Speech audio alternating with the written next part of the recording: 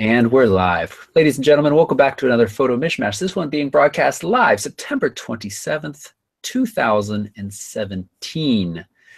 This is that weekly show, which starting last week, I brought my friend Steve along with. Steve, introduce yourself. Hey, everybody. Good to be back. I'm getting a little bit of feedback. Oh, are you? Little, like a delay on what you just said was in my ears. Okay. The rest of those folks should not, they shouldn't be doing that because we got our headphones in this week to kind of tamp down that echoing bit. But as Roy has put at the very top of the show notes in big red letters, reminder, don't talk as much because, well, as I said last week, you know, the reason I want Steve on here is because I just like catching up with him from week to week when we don't get to travel together. For those who don't know, Steve is a professional photographer, mostly real estate, but also an instructor on the McKay trips and travels along. We all travel along together on these fantastic trips all over the place.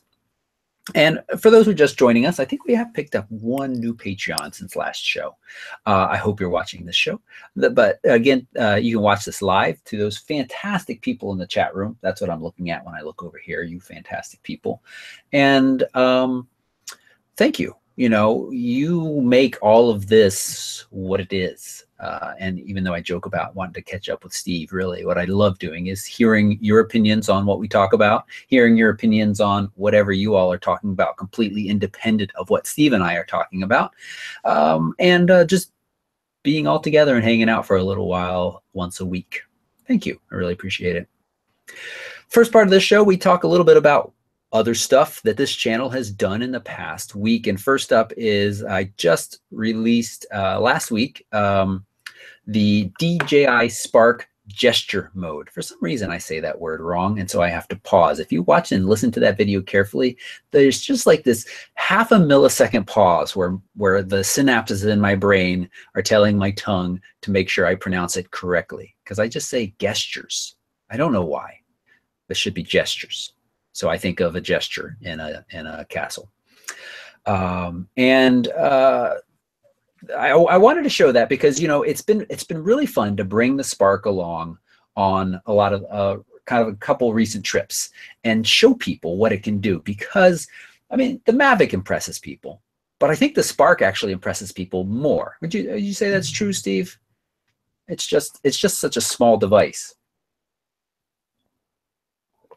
You there, Steve? Can you hear me? Steve might not be able to hear me right now. I can hear you though, Steve, but you can't hear me. I wonder if you put in the wrong headphone. I'll let Steve work on that for a minute, and I'll just say, I think Steve agrees with me that because it's so small and it just takes off from your hand oftentimes, and I often fly it back to my hand, people are like, wow, what can that do? And you're like, well, you know, it could fly a mile away if you wanted it to, and it can stream 1080 video or capture 1080 video, and it takes 12 megapixel pictures.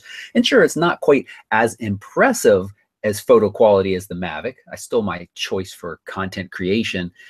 It is more impressive because it's kind of just smaller and less assuming and almost as powerful in a lot of ways. And those gestures, which were a selling point and something they spent time talking about early on, I wanted to share for a few minutes what they do and how they do it. And so I'm happy with that video. I think it's interesting, and you should go watch it if you haven't already. Hey, Toby. Yes, Steve, I can hear you. Okay, sorry about that. I kept hearing a delay, and I had your video playing, so I finally found the window to pause it. Got a million things open on my computer here. Anyway, I'm back now, and I think I heard the introduction you gave everybody. Yes. But is there anything you need me to add? Well, nope, I don't think so. I just said, you know, we travel around with the McKays and enjoy. I waxed poetic and lovey for the chat room for a minute. And then I asked your opinion of the Spark as far as, you know, I think in some ways the Spark is even more impressive than the Mavic, because it's just kind of the smaller, unassuming little drone that is still pretty impressive. Yeah, I was actually totally sold on getting out the checkbook and buying a Spark after you got yours and I had a chance to fly it. The only reason I didn't do it is because it wouldn't take raw photographs, and that's just something that I really knew that I wanted to work with a lot. getting photos from different angles and being able to manipulate those photos. So if they come out with like a Spark Pro, or they make the Mavic the size of the Spark down the road, I'm sold on that. But I love that product. I thought it was awesome. Yeah, it's pretty snazzy. And what did you think of the gestures? I didn't get a chance to do them myself, but watching your latest video was pretty impressive. I've kind of seen you play with this thing along the way, and it seems that you kind of got it now. Like you've learned to speak its language. Yeah. And I think once you get the hang of it, I think it's outstanding. But I think it's also just a new technology that's just going to get better and better as time goes on. Yeah, it's pretty. It's an impressive little thing. Yeah. Other video that went out is the wide angles at every budget. I actually should update this title because technically they're ultra wide angles. Wide angles, I think, are they're in the range of like 18 to 30. I think under 35 is considered technically a wide angle. So these are technically ultra wide angle lenses. And along with that went out a blog post of basically my favorite lenses at every budget for shooting the stars and or the Milky Way. So you should go look for those. Of course, everything we're talking about is linked in the show notes right down below this video. The Irix is a hard lens to beat value-wise, I think. 15 millimeter f2.4, I found it virtually distortion-free and very sharp. But when you want to go faster, batter is in like leather jacket wearing, slicked back hair. I don't what makes anyway. I don't know. It's the Sigma. I mean, you like that Sigma a bit, there, Steve? I love the Sigma, and yeah, 1.8 was just amazing. I think I mentioned this on the last show. I was able to get some of my star shots down to ISO 400 to 640 at about 15 to 20 seconds, and I was really happy with those shots. They were a little dark in the LCD, but once I got them on the computer and I started to manipulate those shots, there was a lot of detail to be pulled out of those, and being able to not have too much noise in the pictures. I mean, it's turning out pictures that I wouldn't mind blowing up huge to put on the wall of my house. And with the star photography that we've been doing, that's something that is really important to me. But having said that, Irix is what, $600? 600, yeah. Yeah, so it's less than half the price. And it performed awesome. I took some shots with that, star photography shots, and was really happy with them. 2.4, I think. So a little better than the 2.8. And in shooting stars, every bit matters. Yeah. But I also really liked, I may have mentioned this last week, the click to infinity. And I know that's adjustable, but it seems to be right out of the box, perfect infinity. Yeah. Yeah, so a lot of nice features in that lens for that price. And then I just saw on Sony rumors that the Laowa, remember I took the 12 millimeter f2 to Alaska, or sorry, f2.8 to Alaska last year. They're coming out with a 15 millimeter f2. So that's going to be at $800 and $900. So all manual? All manual. Yeah. So, it's kind of like, oh, I'm holding my hands. You got a lot of choices. You got a lot of choices, and it's kind of that dangerous road. Well, if I spend just a couple hundred more, I'll be at the Laowa, where f2, you just talked about, every little bit of extra light matters in some situations. The one thing that I want to make sure you all hear, though, is for many years, I shot stars with the kit lenses. When I was on the beach, I was trading lenses off. I shot a couple of shots with the Tamron 24 to 70 f2.8, and I was happy with those. I've shot with 24 to 70 f2.8, and you can get very nice shots. Just these lenses, if you're doing this often, make it a little bit easier to get a little bit cleaner shots. So, but don't feel like, oh, I don't have that, I can't do it at all. Absolutely. And I just want to put a plug for what's coming. I think it'll be released Friday, is my review of the Fuji X-T2. I'll spoil it a little bit in saying that I really like that camera, and I think, I'm comfortable calling it the most well-rounded mirrorless camera on the market to date. It takes a little getting used to with a different kind of top non-mode dial interface, but once you do, I really felt connected to the shooting experience and less using, you know, the camera as this kind of tool that I had to get into the menu often and all of that kind of messier stuff that I think sometimes takes you out of the shooting experience. And the quality from that camera is fantastic. And I just think they really hit this nice kind of value, weight, size spot. You know, there's sure you could go a little bit better with full frame, but you're going to put full frame lenses on there and they're going to get heavier. Sure, you could go a little bit lighter with micro four thirds. For those who don't know, the Fuji X-T2 is an APS-C size sensor.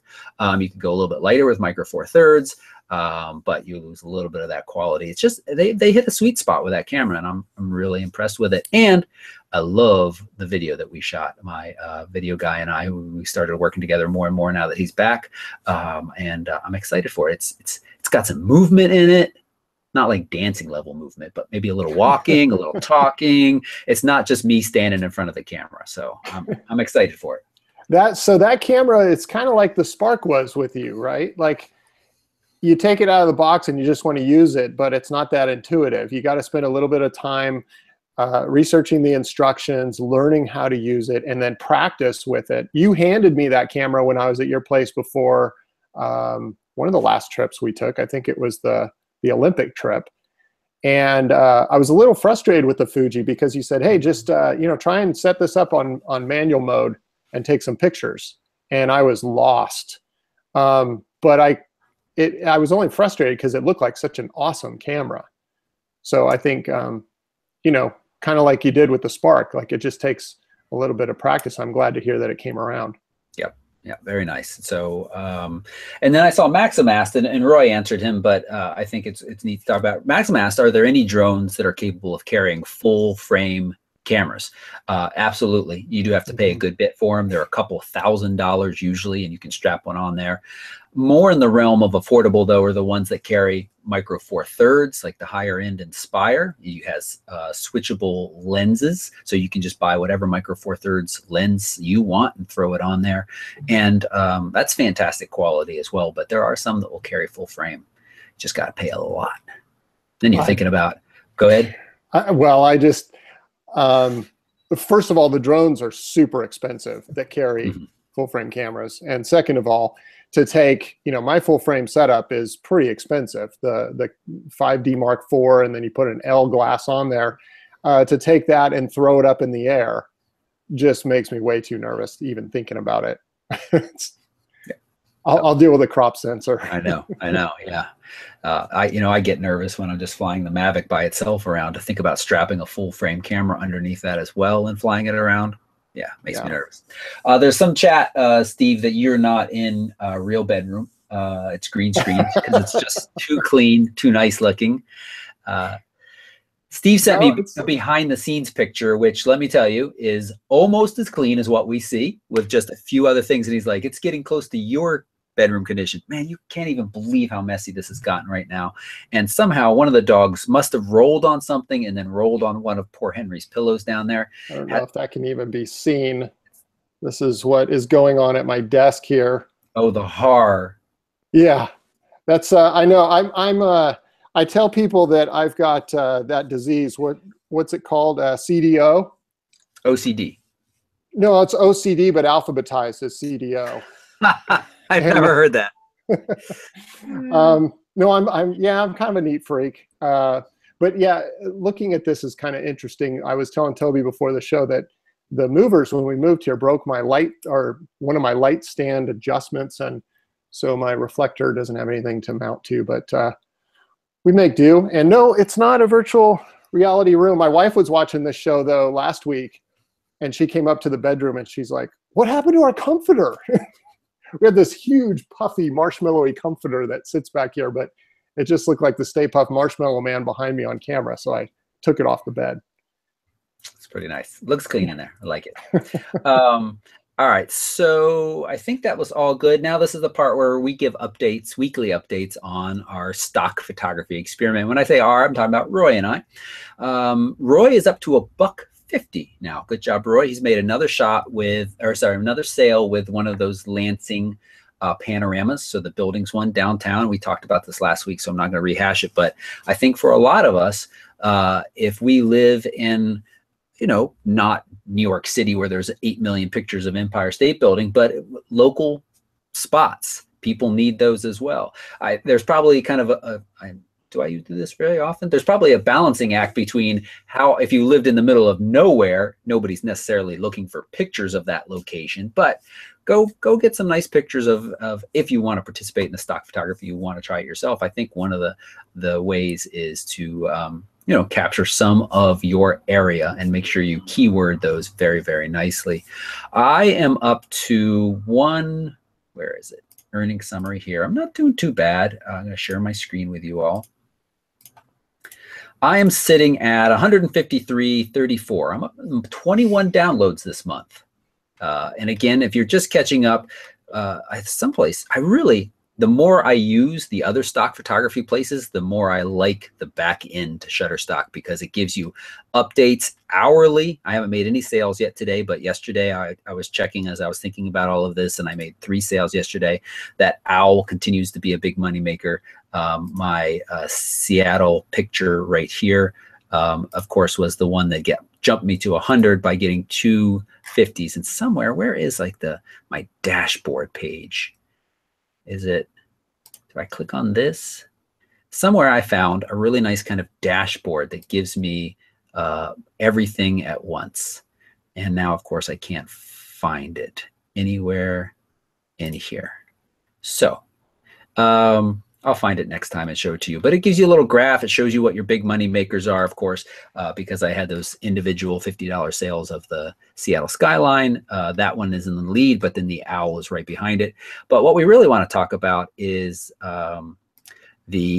let's see what I will do. So I've put up 7 new candy corn images. These are the ones that got approved, and one of them got rejected, has had a little bit too much noise, and I actually completely agree with that. I went back and looked at it, and I'd done kind of a crummy job of cutting it out. It was this one. So I did a much better job, much cleaner job of cutting it out, and I applied a little bit more noise reduction just to kind of soften the pumpkin shadow, which I think was the issue. And so that's now been accepted again, and accepted is the burrito fixings that I submitted for part of PRTV Food. So why not? I mean, you know, I'd already made that image, taken a few minutes, drooling few minutes to push dinner back, and shot that photo. And we'll see. I'm very curious to see if there's any interest in these, especially since I spent time cutting them out, and I'm using those, oh, did I forget to do it on, oh no, isolated and white. I think somewhere I say cut out too. I don't know if that's a term people use or not, but it's a term I might use. Isolated means that people should be able to drop this onto a clean white background and it worked very well for them, or maybe even into some other colors because it's been trimmed out so nicely, although I don't think all of those would work that way. And that's the only place I've made any sales worth talking about. I mentioned this last week. I did sell one of these prints on Adobe for 70 cents. And let's see, I gave them, these are ones I haven't submitted yet. I might not even submit, but I gave them the same, and these are still stuck in review. They've been in there for 17 hours. Not bad, but I'm just, you know, sharing that not so fast. iStock, which is the ESP, they do a monthly how much you've made. So I have no idea how I'm doing in September. September is really the only time that I've added new stuff to them. And again, I can't even hardly ever find that. I think it's under royalties. Yeah, it's there's just nothing here, and nothing I can look at yet to see if I'm making anything here. Be shocked. And 500 picks, all that stuff has been licensed now for over a week and haven't made any sales. I don't find that surprising necessarily. So I think that's all from our stock photography challenge update. And Roy has links to other ones that you should try if you're interested in doing this, and spreading that around. Now, related to the stock photography, Steve, I don't know if you heard about this or not, but France apparently passed a law a while back, but it went into effect, or it's going into effect October 1st, which obliges clients who use commercial images in France to disclose whether the body shape of a model has been retouched to make them look thinner or larger. Hmm. And as a result, effective October 1st, Getty, which is iStock as well, has amended their creative still submission requirement that you do not submit to us any creative content depicting models whose body shapes have been retouched to make them look thinner or larger. So instead of dealing with, disclosure forms, they just say, we're not going to take any more. Now, I don't know what this means for work that's already up there that has been, fixed. And also, it's important to note in their own document, they say, please note that other changes made to models, like a change of hair color, nose shape, retouching of skin, or blemishes, are outside the scope of this new law and are therefore still acceptable. Interesting. Why? I happen to agree with all of that, but from a business sense or people making photographs, like why would they do that? Just truth in advertising kind of situation, I suppose. I think so. I think we're in this. I think we're in a fairly good place of people saying this is gone way too far. The stories of Kim Kardashian, literally learning Photoshop to make her own butt look bigger, and this backlash against this unrealistic body shape images that young girls and boys are, subjected to daily. Mm-hmm. I think France has had enough of that, and as a result, Getty has found the easiest way to say we're just not going to take those anymore. Interesting. Yeah, I wonder what percentage of stock photos that covers. Is it going to change the amount? But I think it's interesting, and I don't know. Well, I think in general, we're getting a little sick and tired of seeing people thrown up on the covers of magazines that we know how much they've been photoshopped. And it's gotten a little out of hand. If you look at publications like Sports Illustrated with their swimsuit issue that comes out every year, now they've got, I don't know, I haven't read it in a long time, but I'm seeing the news stories that they've got like plus models or a section for that, or they're on the cover or something. And that's like a really big deal. And I've seen some of these pictures and I'm like, wow, that's a plus model. Yeah. God. Right. Meaning they look thin. Yeah. Thin, They look normal. They look like a normal person you'd see walking down the street. And yeah. So I think it's good. I'm kind of surprised that they put that into law. Yeah. France, head of the game. Yeah. All right. One last thing that I wanted to stick in this week in review, because I don't know where else to put it, it's not really newsworthy, is that I just reminded, I had a coupon for 25 free prints from Artifact Uprising. Steve, have you ever gotten anything from Artifact Uprising print-wise? Nope, I haven't. And I ordered some of my favorite pictures. It cost me $7 shipping. I got 25 of these little cards, and some are cell phone snaps, some are DSLR pictures from travel, and I just reminded how can't show you that one. No, I'm just kidding. This one, actually, the quality is pretty low, but it was good enough. It's nice for a nice little memory. And again, getting them off your computer and onto, they're blurry there, aren't they? And onto something where you see them when you're not staring at a screen. What are those? They look like they're really thick stock. Are they? Exactly. They're all 4x4, right? Yeah. Are they like cardboard or something? Yeah, it's like postcard stock, similar. Oh, that's cool. Business card weight, I would say maybe, or a little bit thicker. And actually, looking carefully at that one, it has, actually through the camera, it looks okay. But to my eyes, there's a tiny bit of greenish tinge to it that I don't like. But nice. You should sign up for their newsletter. They don't pay me right now. I think I got them successfully to pay me once for a video to talk about their stuff. But I just really like their stuff.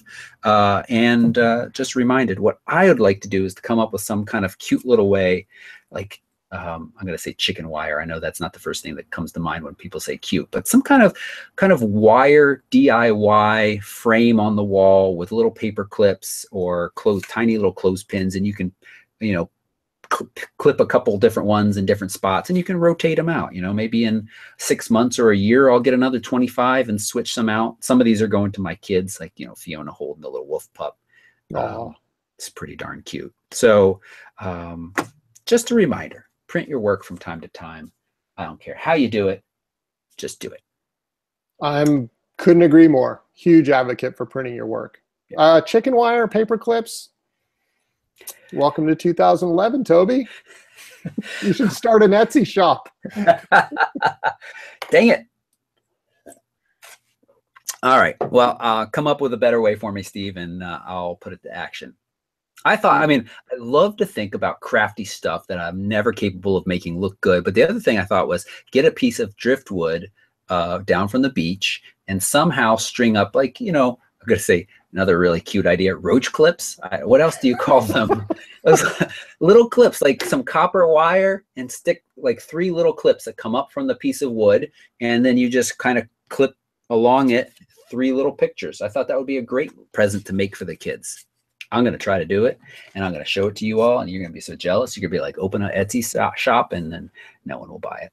You should do it. I look around. I'm a minimalist. I'm the wrong person to ask. But Chris is super crafty. She could easily hook something like that up. She is pretty crafty. We'll get on it together. It'll be a team effort. And Roger in the chat is saying you've only ever printed 2 of your photos, Roger. You need to rectify that. Ooh, Just pick a couple that you like right now. Don't agonize over it. Get them printed off, or maybe even have a friend or family member pick some that they like and get them up on the wall. It's just fantastic to walk around your own house and see pictures that you've made, that you're proud of, that you've made that are a nice memory. And of course, it's fun when people come over and look at them with you. And by the way, for those of you that belong to Costco, they do a great job with metal prints. If you go to, you walk around the McKay's house and they've got a number of metal prints up on their walls that they've shot recently. And they've printed some of those off for their own stuff from the McKay's. Now, when they're selling portraits, they go through this place that they've used for years. It's much more high end, but it's not that expensive and they look amazing. Cool. Yep. Very nice. Nice. Apparently, Jeff's, they're called alligator clips. So I don't know. I just remember from DARE when I was in 8th grade, you know, that was the drugs, whatever DARE stood for. I don't remember. So, all right, let's get into the news because I got this big red text at the top of this document that keeps punching me in the face from Roy that says, don't talk as much. All right, first up, it will be really quick with these news stories because we do have some great pictures to critique, and your Instagram submissions this week blew me away. But the first thing I want to mention, it really, I think, only applies to me. It's kind of funny. Sometimes I do these news stories where you mostly don't care about them. But Sony's going to launch a major firmware update with a fix for the Star Eater issue. Roy, when you do that, it moves everything down. Don't do that. All right, so this is one of those other things. So apparently, Steve, I was telling you about this a couple of weeks ago. There is kind of a noise reduction algorithm that works inside the Sony A7R series that even when you're shooting an uncompressed RAW, does some low-level noise reduction. Apparently, it's gotten a little aggressive with some firmware issues in the past, including the current one that we're on, where if you take a shot of the night sky, some of those stars get eaten as noise. And some very smart people that I don't mean to be mean about them because I do appreciate them figuring this out, but I imagine that they spend more time with a calculator in their hand than they do outside shooting. But they figured out that my lovely 42 megapixels after the Star Eater issue happens with stars becomes about an 18 megapixel image, which that is a bummer. I mean, I paid a lot of money for a 42 megapixel camera. I'd like to be able to take 42 megapixel images of the stars as well as lovely landscapes. And so Sony's supposed to be fixing this soon. So is this is different than removal of a low pass filter? This is a different issue. Yep. Okay. Yep. Yeah, because the A7R2 doesn't actually have the low pass filter. So this is just something else that happens in the processing of these files and really only affects night star shots where the stars get eaten, as they say. And the thing that I'll say about that is I've done a lot of star photos in the last couple of months running this firmware. I'm pretty happy with my images. So while I'm excited for them to be better, this is another one of those things where I feel like people, it holds people back from doing or doing things with their camera because, oh, it's not good for that, or, oh, this is going to happen. And I don't know. I look at my pictures and what we should do, Steve, at some point, we should have done this when we are both shooting stars. But this is why I think you and I both, as much as I seem like a gearhead, when I'm out there in a situation where it's beautiful, I don't want to think about the camera at all. I just want to get good pictures. Yeah. But we should have shot some side by side with a 5D Mark IV, which is what's the megapixels of the 5D Mark IV? 32, I think. 32, yeah. We should have shot some side by side, switching that Sigma back and forth a little bit. Last time I gave Steve the Sigma, he disappeared, so I couldn't ask for it back. That happens from time to time. It happened with the 16 to 35 2.8 version 3 as well. Yeah. So I couldn't agree with you more. Sometimes this type of story just gives somebody an excuse to look elsewhere or wait on buying something. And I'm definitely not a tech head at all, but it's good. It's fun to talk about. And can I nickname your camera the Death Star now? Sure. All right. I like that. Death Star. Yeah, it's good. Ursula, I forgot you do have the A7R2 as well. I'll make sure that, as soon as I hear about this firmware, I'll let you all know, and I'll be really curious to see if it makes a difference. What I should do is hear about the firmware, get it ready to be loaded up, go shoot some star pictures, then actually load the firmware and then compare the two images. The camera has to be plugged into the computer to do the firmware update. I don't know if I could do that while I'm out there shooting the stars. You could hire an intern to do the counting too, to count all the stars up. That's true. See how many you lost. I think that falls under Roy's job description. Star counter. Poor Roy. Just kidding, Roy. Yeah, Kate asks, can you turn this noise reduction off? No, the real issue is that this is like baked in, even when shooting uncompressed RAW, that it still does this.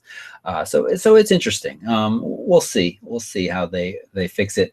And Jamie wants to know, are they coming out with the A7R3 this year? That's the big question. I think the answer is maybe, but probably not. I think we'll see an A7 III this year, but not the A7R3. I mean, this sensor is still on top of the list of all of the sensors out there, and we are now 2 years and a month, 25 months old camera, and it's still up there. So, overall, I'm quite happy with the camera. There are certainly some things that could be improved, but well. Okay, I said we're going to try to keep this shortish. So, next article, Adobe Lightroom 7. Should be coming soon. Rumors are that beta testers have it in hand. Beta testers sign NDA, so you're not going to see any information from them until it becomes open beta, if that even happens. Adobe doesn't seem to do that as much these days. Steve, what are we looking for in this new version? Well, this is a sore spot with me. I have a buddy who works at Adobe, and he's a good friend. I've known him since kindergarten. And every time they're beta testing something, I get some Facebook Messenger that says, hey, we've got some really cool stuff in beta testing. Can't talk to you about it, but would you be interested in being a tester? And I always say yes, and then it never comes my way. So anyway, that's my own little gripe. I had to put that out there, Richard, if you're watching, which he's probably not. Anyway, the thing that I keep hearing about Adobe Lightroom 7 is that they're going to really work on speeding it up. That's people don't have a lot of complaints about Lightroom. It's become pretty robust. There's a lot that you can do with it. I used to do probably about 90% of my work in Lightroom. I'm probably more like a, I don't know, 70-30, 60-40 guy now. I'm doing a lot more with Photoshop, but my only complaint with Lightroom is just when it gets sticky, and it's just, you got to almost shut down all your other applications when you're using it. So the rumor is they're going to speed it up. That's their #1 priority. And if they just left it alone, but they speeded it up, that's worth the money to go out and get it right there. Yeah, we were talking about this a little bit before the show, and chat room, you've seen this, or anybody watching this show. My very nice iMac struggles when I'm running the live stream and showing changes in Lightroom. But what I've been noticing is my really nice iMac struggles even when I'm not doing that. It's better. It's not as bad as it is when I'm doing the live show with you all, but it's certainly not great. And I tweaked some things the other day to see if it would improve, like, check the graphics, did the smart previews, although I didn't build smart previews, so that actually wouldn't help. But and still found it to be quite slow. What I'm mostly seeing is just a lag in the selective brush or the brush tool. And then you just using the other tools, there's just this kind of lag to it. And I actually don't even see that as much on my MacBook, which is older and not quite as powerful. So, there's something funky going on there. Like my MacBook is an 2.6 gigahertz i7 with 16 megabytes of RAM. This iMac is 32 gigabytes of RAM, 4 gigahertz i7. So something in there is goofy. And actually, I don't know in Lightroom preferences if I have on this. Yeah, see, so I am using the graphics processor on the MacBook, and it's doing well, both on or off with a graphics processor on the iMac, and it's just not that good. So I'd love to see that. Yeah, and like you said, I think people are fairly happy with Lightroom. Always feels like there are some other noise reduction tools that are out there that can offer a little bit better. We've talked about this in this group from time to time. And what else? Well, the kind of the raw conversion engine depends on who you talk to. Some people are very happy with Lightroom, and some people think that the raw conversion engine could be updated and be a little bit better and give you a little bit better results straight out of the camera into the thing. But I don't know. Yeah, I'd also like to see them do some improvements on just the melding together of Lightroom Mobile and the full version of Lightroom. Lightroom Mobile is getting better, but there's still a lot of stuff that you can do in Lightroom that you can't do in the mobile applications. And some of the synchronizing is getting better, especially with the collections. And I just think as time goes on, you're going to see more and more people doing more editing on these iPad Pros and stuff as they now handle larger files, and especially with the things like the pencil and stylus and stuff like that for editing, I think are great. But there's just a lot of limitations with Lightroom Mobile. So I'd like to see them update that as well with a new version of Lightroom and just have them talk a little better. Yep, that would be nice. And then the healing and cloning, we've talked about this in all of our classes, when we go on tours and we teach a class on it. Healing and cloning in Photoshop is far superior than Lightroom. I mean, I don't even do any of that stuff in Lightroom anymore. So if they could somehow bring that engine in, I don't know how robust that is. Maybe it's impossible to do, but they did it with HDR and they did it with panorama photo merges. They just took the engine that they had in Photoshop and they brought it into Lightroom, and it works great. If they could somehow do that with healing and cloning and fixing things, that would be a nice improvement too. Yeah, so we'll see. Hopefully we'll hear more information soon, and that it will bring us faster. Joa in the chat saying, what are we editing that's causing this lag? Well, I see it especially on my 90 megabyte uncompressed Sony RAW files, but during the live show, these are files you all have sent me, CR2s, from 70Ds, 80Ds, DNGs, and they're nothing special or chunky, just kind of your standard RAW, and I'm seeing this choke. So maybe I should, maybe I should reinstall Lightroom, but this machine is, fresh SSD drive as of 3 months ago or something like that. I had to spend that money and put that new SSD drive in. So Lightroom is fairly new on this. The catalog is big, but it shouldn't matter. I should start a new catalog and see if that makes any difference. Somebody make a list of these things for me. And of course, I need to just take a moment and say hi to Angela. I was a little grumpy with her last week for not showing up at all, but show up for a couple times in a row, Angela, and I'll feel better. All right, last story. Actually, we've got two more, but we're going to be really brief here. Matt Granger's been testing the Nikon D850 autofocus specifically. He's off in Iceland doing a long, kind of arduous test of the D850. And it looks like he's finding the tracking to be not as good as the D5. And I don't think that's a huge surprise, because this is a camera that is kind of being marketed as a jack of all trades. the rest of that saying, jack of all trades, master of none. So that might be a little too harsh, because in many respects, the D850 looks excellent. Early reviews, or I should say reviews now, are very positive on it on the whole, but maybe that tracking isn't, autofocus and high-speed tracking isn't quite as good as their flagship sports-focused and action photography camera. Any surprises there? For me? Yeah. No. No. Yeah. I was looking at Jeff. Jeff said that there's some big improvements coming with Lightroom. I got a little off track here. I'm sorry, but okay. I was just asking him if he had been beta testing it, because it looked like maybe he had some experience with it, but he could have been reading articles. I don't know. Jeff, if you get a chance to comment on whether or not you're beta testing, I would be so interested to hear about that. But he might not be allowed to tell us. I know. Yeah. Or he could tell us, but then he'd have to kill us. And he wants my opinion on CPP? Come on, man. I will just say that reading the comments on that on Granger's video, it does seem like a lot of people are saying, well, you use the 3D tracking, which isn't great anyway. And when I shoot sports with the D810, and Caleb, if he's around, is interested in this, they don't rely on the 3D tracking mode. They just rely on that kind of the continuous autofocus in one of the other modes they found more successful. So, again, it might be more about how you use the camera, but I think you should, kind of temper your expectations. I have successfully coordinated. Sometimes it's tricky, but I can't get from B&H a D850 because they are just spoken for and sold out for all eternity. But when we go off on our New England trip in 2 weeks, yeah, almost exactly 2 weeks to the day, I will have a D850 with me, and we'll be doing kind of a 2-week review of that camera at that time.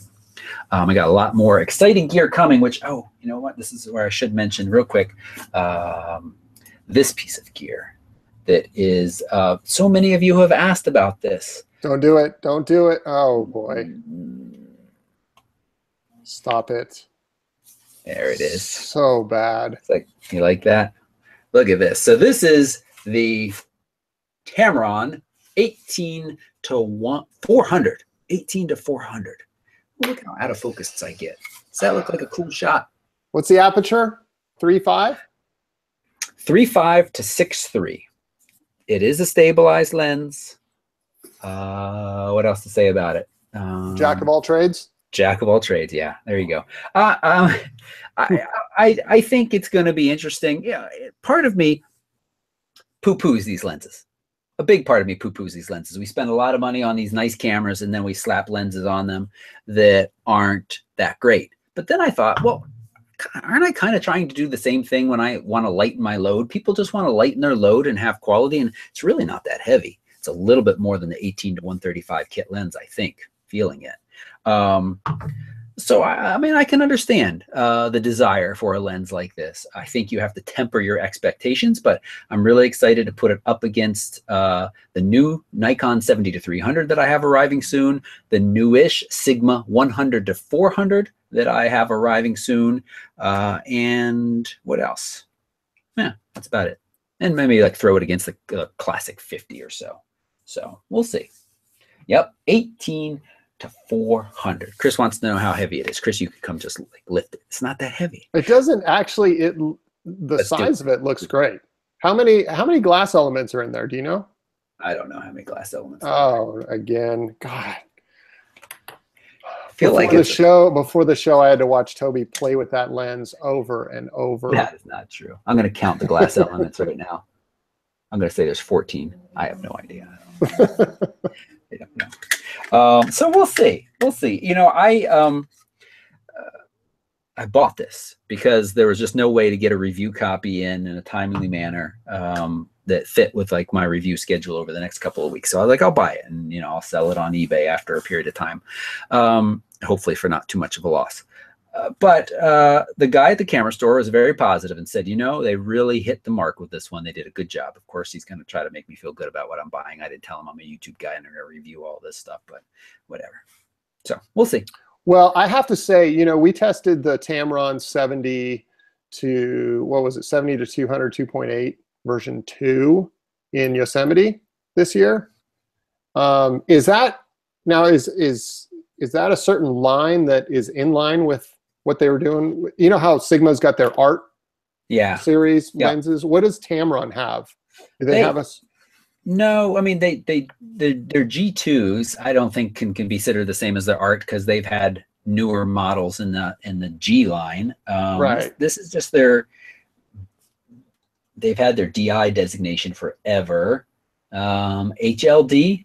I actually haven't seen that before. So I don't see anything on this that, says it's of a certain line or a certain style. It does have the kind of the updated look that most of their new lenses have. Yeah. I was extremely impressed with that 70-200. I thought it was a good value. And we lost our fearless leader. Sorry, I just had to let the cat out. And then, of course, Shiloh. As cats do, she thought about it for a minute. I thought it was going to be like this quick, open the door. There you go, cat. You're sitting right there ready to go. No. Silly me. Stupid all right. Cats. I know. I have 2 cats, so I can say that. But no, what I was saying was I was really impressed with the 70-200 that Tamron came out with. I thought it was a great lens optically, and it was a good value. I'd be really interested to see what this can do because, I mean, 18-400, that's pretty awesome. It's good. A lot. Yep.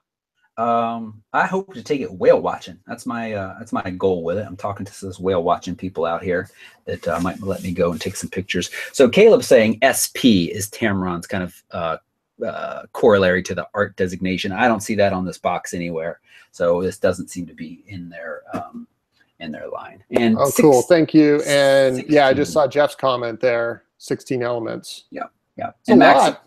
It's a lot, yeah, and 11 groups. And Maxim, if it's got problems, it's going to be most obvious past 300 if history is any guide. I agree, actually. But is there any do-it-all lenses that go past 300 at this point?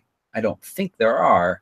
The other place where you often see it is at the very wide end. You just get a lot of distortion. The barrel distortion and the pin cushion distortion, both. So we'll see.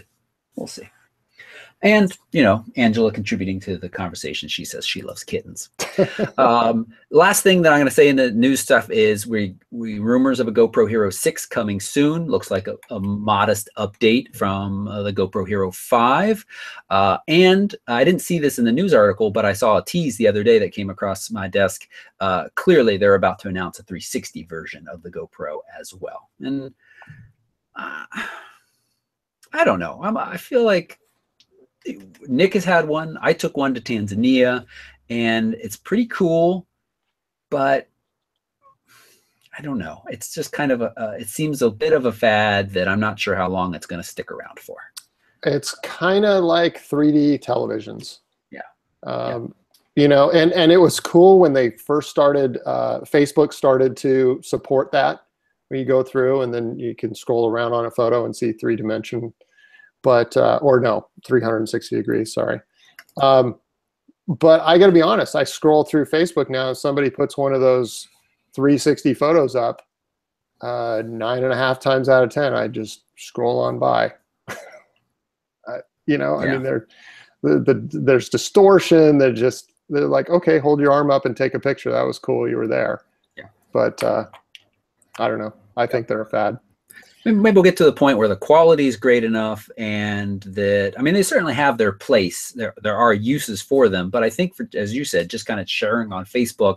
But maybe we'll get to a point where the quality is good enough, and it automatically kind of moves you around without you, really having to do anything. Because, well, I'm a little jaded too. I come at this from a real estate photographer's eyes, and a lot of those 360 degree and virtual tours of homes and stuff. That wasn't my thing. I just did high-end single pictures, digital pictures. And I couldn't stand that stuff because it was all distorted and it didn't give you an accurate representation of a room.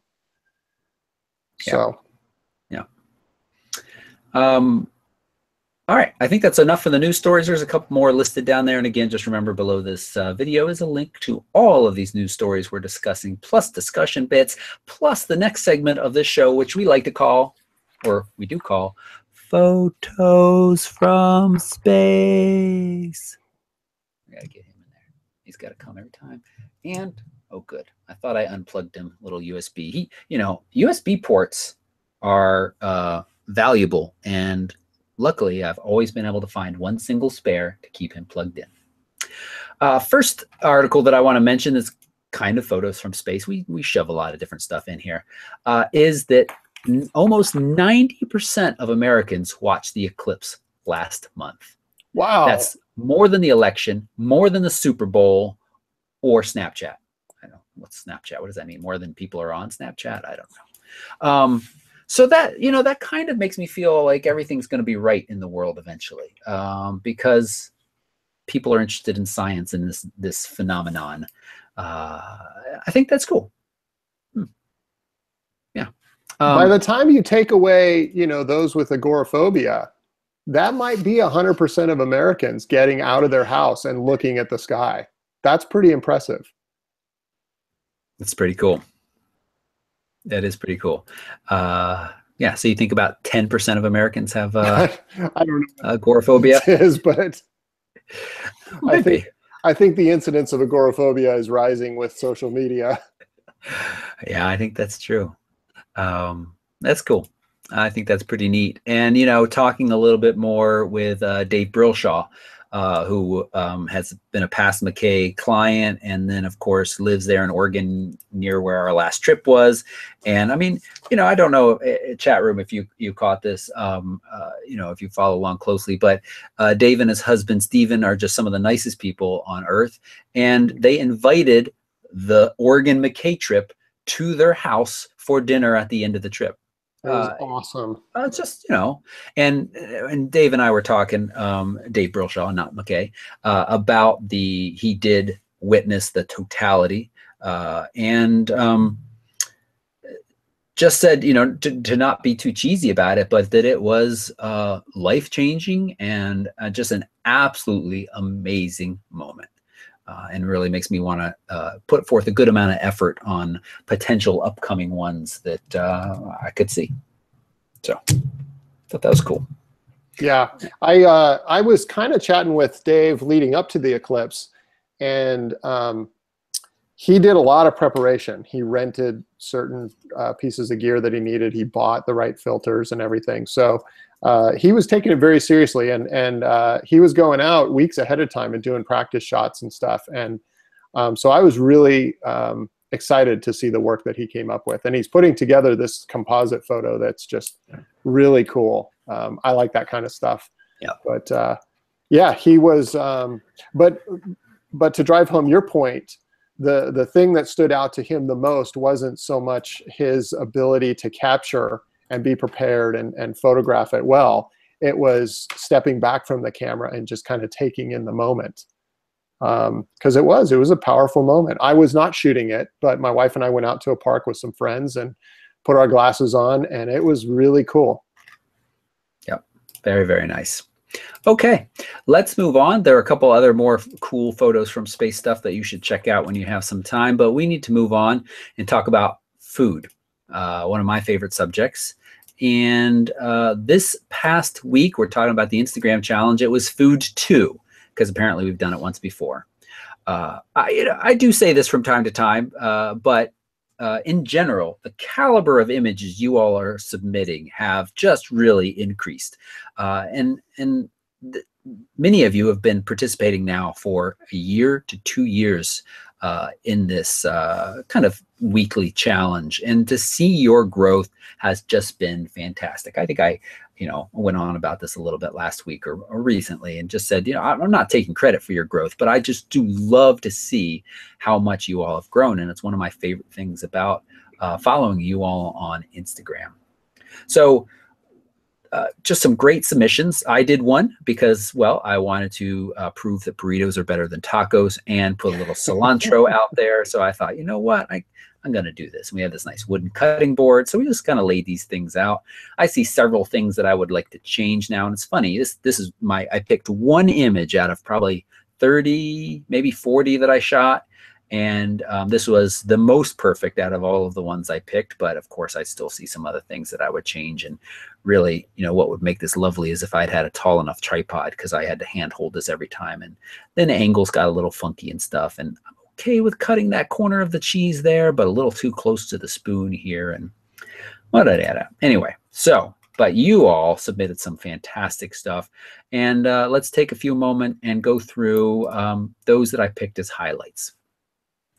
Okay, I think Roy put out a week or two ago those that have won a great number of contests, or I shouldn't say win, have been picked as standouts, or in the past we called them winners. And Nancy is certainly high up on that list, if she wasn't even maybe first. Continuing to do really well, Nancy. You submitted several great shots. I really liked the kind of tight, simple shot here. This bit of waffle looks so crispy and yummy with just a dusting. Light is really nice. It's not a super fancy shot, but I just like what you did with it, and it works really well for me.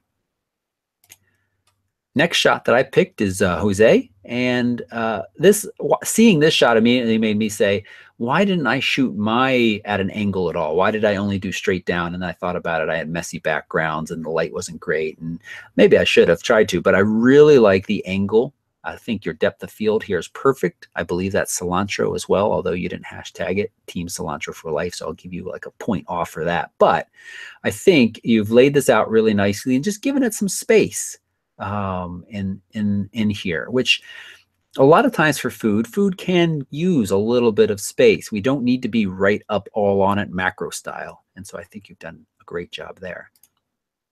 And the last one I picked as a standout was Tony's. Now, this is a busy shot. There's a lot going on, but the light and your focus just being right here up front, just my eye drifts around a little, but it always comes back to what I think it should, and that is this stuff. And even though I'm a vegetarian, and this is about as non-vegetarian as you can get, it looks good. It looks real and authentic, and not just kind of like this little food prep photo picture.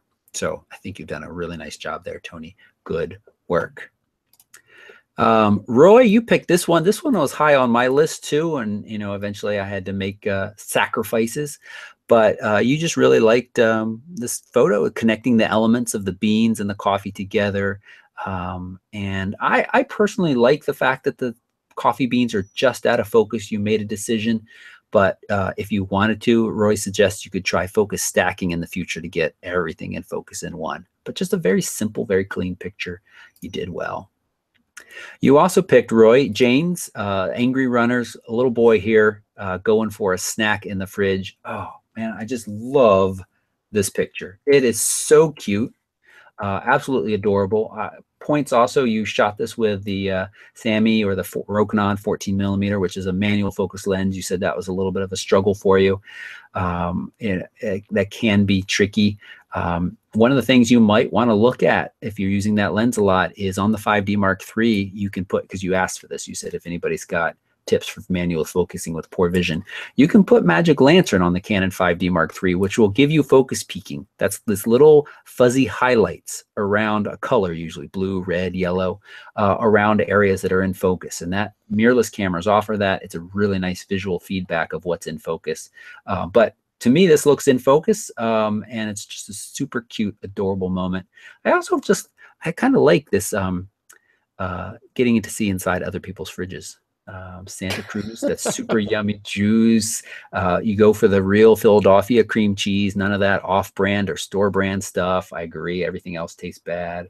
That's really pretty much all I can recognize, though. So this one little like chicken patty or veggie patty here just kind of looks lonely all on the plate by itself. But good fruits and vegetables in the drawers. Nice job. All right, and then last, Roy picked another from Nancy. I don't know if this rockets her to the top of the all-time list or what. But again, just a cool shot. I wish that this was moved up just a tiny bit to give a little bit of space from the plate here. Just a little. But notice that there is some space there. I just like to see a little bit more. And this brightness is a little distracting to me. But I'm picky. And Roy, you said food doesn't just sit on a plate. We interact with it in a nice shot, putting focus on an element versus trying to shoot an entire plate of food. I agree. Is And it weird that that picture makes me think of Star Trek? yes. What Don't makes you you what? don't you see the Star Trek logo that they wear on their uniforms right there in the noodles there? It's that triangle. Oh, I guess I do. Man, Steve, that's a level of nerdy that I just hadn't quite seen you before. I thought maybe Roy and I that's why we like the shot. Yeah.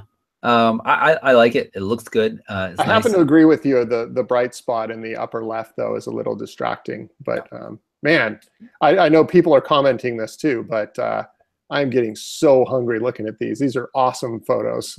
Yeah, really good. One of the things that I remember, so this is PRTV Food 2. I remember back doing Food 1, and having to be kind of harsh and picky. A lot of you all submitted white balance issues where the food, the colors were just off, and we got very little of that this time. I mean, it's very important to me. White balance is almost always important, but when we're dealing with food, I feel like it needs to be spot on.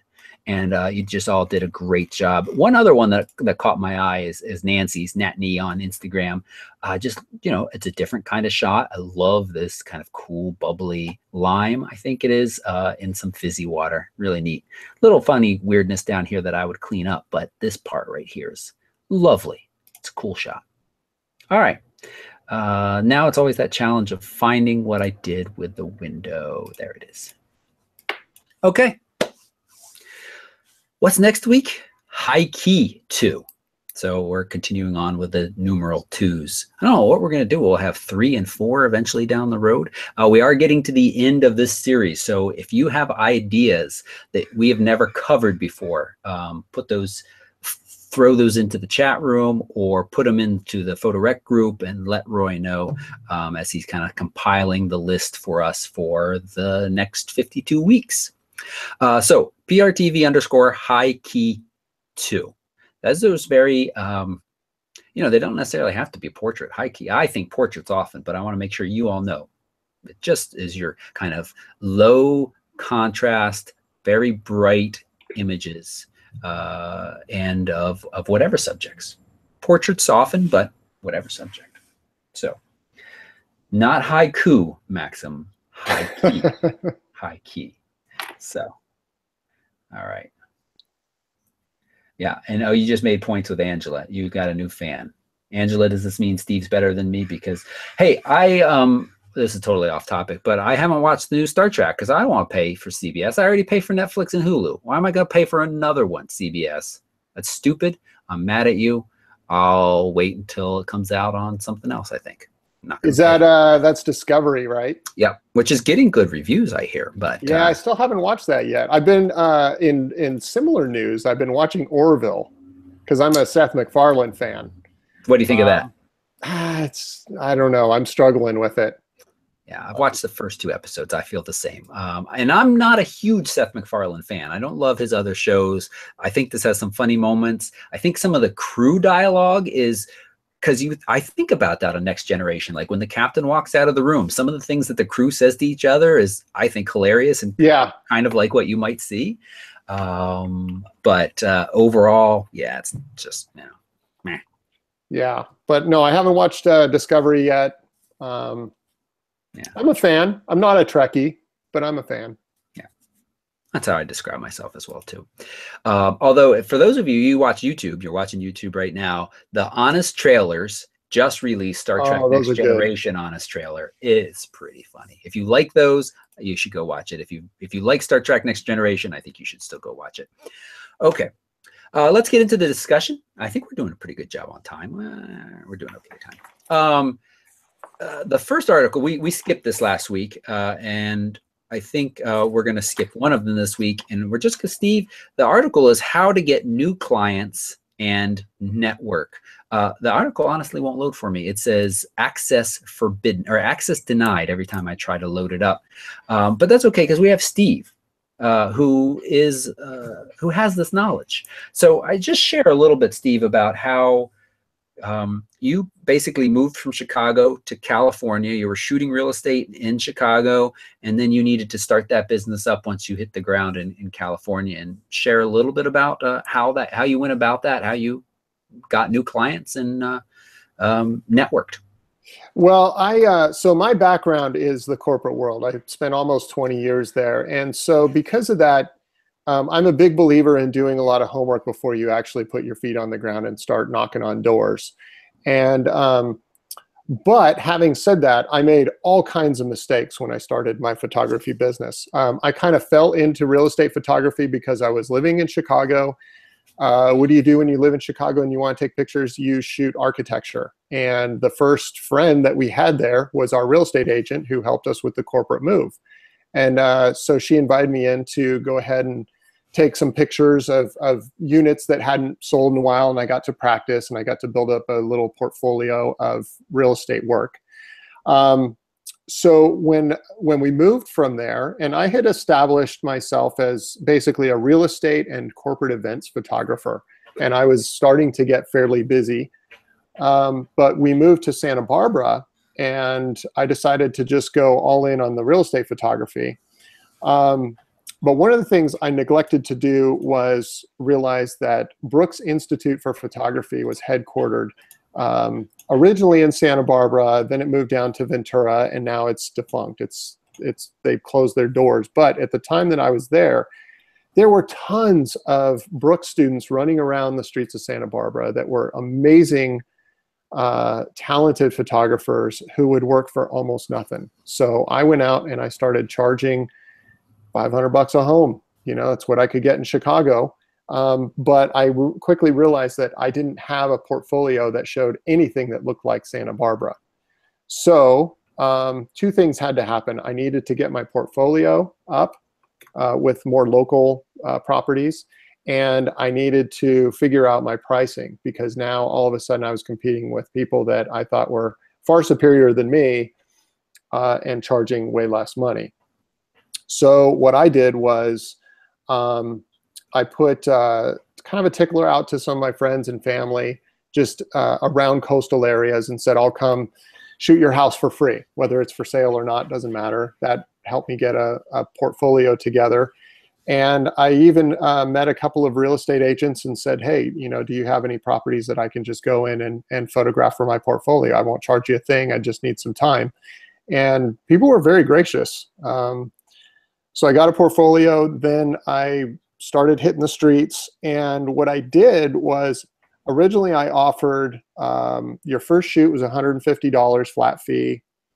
And then, you know, with the disclaimer that after that, my price is, you know, here's my retail price. And I had kind of figured out what was going to work for me in that area. And what I found was I got a lot of takers for that first shoot, but I wasn't getting a whole lot of callbacks, despite the fact that they were happy with the product and they liked working with me. So the other thing that I did was I overcomplicated my offering. I did a flat fee, but I would tack on things like a twilight shoot, or if I had to travel more than 30 miles, or if, you know, this, that, or whatever. And it killed me to go arrive at a project, shoot it, go home and edit, and say, well, this client is only buying 10 pictures, and that's what I promised them. They're not paying me more for extra images, and they didn't buy a twilight package, so this is what they get, when I knew that wasn't the best way to market the property. So I kind of reeled it in, took a couple of weeks, and rebranded my offering to just not have an introductory rate, but just a flat fee that I could live with. And that was basically, it didn't matter the size of the home. A lot of real estate agents would charge based on square footage, number of bedrooms, number of images, that kind of thing. I said, we get whatever we need to get to market the property well. If it takes a second trip and I need to get twilight shots, which most properties needed, I was happy to do that and include it. And very quickly, people were hiring me because I was simple. These real estate agents, they don't want complexities. They deal with complex contracts, and clients just, you know, at their worst all the time. The last thing they need is a complex photographer coming in. So I just streamlined it, flat rate fee, whatever needed to be done to get the property done. And it was great because all of a sudden I had these high-end properties that would pay people $750,000 for a shoot, and they were calling me up just to give me a shot, and they'd come away and my photographs would be as good as what they were getting, and I was easy to work with. Because at the end of the day, people are not, the good photograph gets you in the door, right? But at the end of the day, people are buying you. So as soon as you show up face to face, that's the differentiator. And if you can sell yourself, then chances are you'll get more deals. A lot of people know the difference between bad and good photographs. Very few people know the difference between good and great photographs. And so that's what I did. I just killed them with kindness, and these clients became my friends. And I found that actually I no longer even needed my own website because they just referred me out. And you get a referral from a friend, they just go with you. There's no other option on the table. So I started just getting call after call after call to do homes, and it just kind of blew up because I kept things simple, and no job was below me. You know, I've seen a lot of people that they might be great photographers, but they almost think they're better than they are, or they refuse to take certain jobs because they feel that they're better than the job, or it doesn't pay enough or whatever. And the truth of the matter is, you got to pay your dues. And if you do a good job of selling yourself, then chances are people are going to, you know, call you back. So I don't know, kind of long-winded there, but that was a little bit of my story on how the real estate thing. No, I think it's great. Thanks for sharing that with us. I mean, basically, you hustled. You worked for a little bit less than maybe you would have liked to early on to get your foot in the door and to build up that portfolio. And by the way, I did start to bring my prices back up. So I no longer offered a one-time cheap fee and then jack my prices way up. I just offered a reasonable fee. And then as I was doing more work, usually I was with the bigger offices, I was dealing with schedulers, and I'd say, hey, you know, I'm getting really busy. I'm going to have to bump up my prices, you know, $50.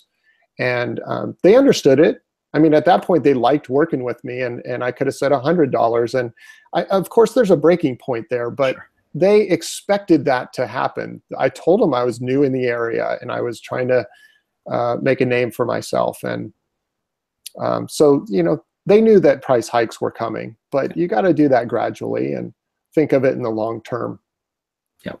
Yep. Nice. Yeah. I think, so what was the one other thing that I wanted to say that you did? Well, you just really reached out to friends and family to get, you know, kind of build up that portfolio. Then from there, you know, charged prices that were extremely reasonable to continue to kind of build that portfolio up. And as Roy said, you treated people like people, not banks. Right. You know, and that's huge.